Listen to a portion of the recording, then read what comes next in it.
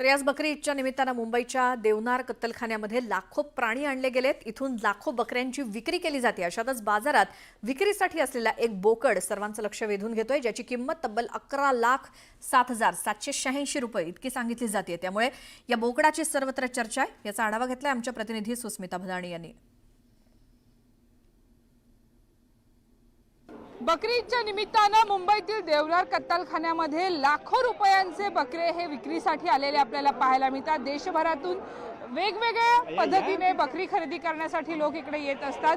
अगदी लाखांपासून 51 लाखापर्यंतचे मोठमोठाले बकरे इकडे विकले जातात।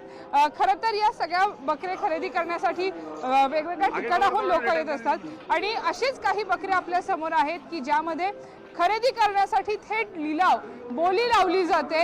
अशाच पद्धतीचे हा जो संपूर्ण कत्तलखाना जो आहे हा आता देवनारचा सगळा भरलेला आपल्याला पाहायला मिळतोय प्राण्यांनी।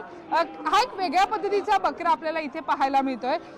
काय याचं नाव आहे आणि काय याची किंमत? 11,07,786।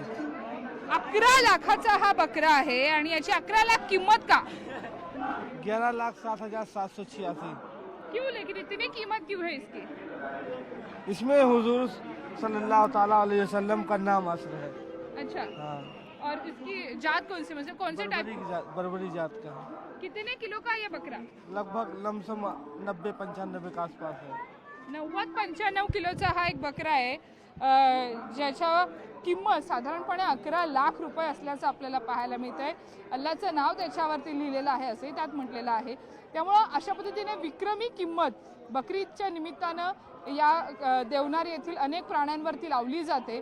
कुर्बानी इकडे दिली जाते आणि त्या निमित्तानं संपूर्ण देवनार परिसरामध्ये देशभरातून महाराष्ट्राच्या कानाकोपऱ्यातून प्राणी आणले जातात, त्यांची व्यवस्था केली जाते, त्यांची कत्तल सुद्धा याच ठिकाणी केली जाते। व्हिडिओ जर्नलिस्ट उमेश सह सुस्मिता भदाणे पाटील, न्यूज 18 लोकमत, मुंबई।